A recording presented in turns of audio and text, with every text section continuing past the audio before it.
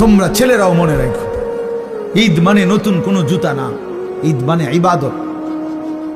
ঈদ তার জন্য খোদার কসম নবীজি বলছে ফারাহাতুন ইনদা ফিতরিহি, ঈদুল ফিতরের আনন্দ তো রোজাদারের বেটা, হারাম করে আবার ঈদের আনন্দ কি? সুদখোরের কোনো ঈদ নাই, ঘুষখোরের কোনো ঈদ নাই, মদখোর, নেশাখোর, ফুট্টাখোর, বাবাখোর, ডাইলখোর, হারামখোর, ইয়াবাখোর, এই সমস্ত অসভ্যের কোনো ঈদ নাই। তোর আবার কিসের ঈদ?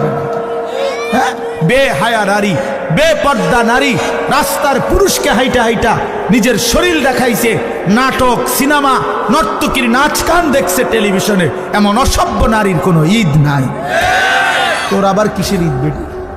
তুই ঈদ দিয়া করবা কি? তুমি তো সারা বছরে বেড়াই দেও, তুই সারা বছরই তো বাজারে আনো, তোমার আবার ঈদ কি? তোমার জুতা নতুন কিনতো মানুষের জুতা কিনছে না, মানুষের কি আটটা নি খালি পায়ে নিয়ে আটে, মানুষের আর কাম নাই, সারা সবাই তোমার জুতার দিকে চাই থাকবো, ব্যাক কর।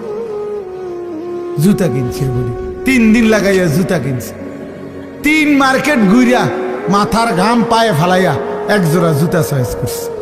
আহ বেউকুফ, আহা রমজান, আহারি রহমত মাগফিরাত নাজাত।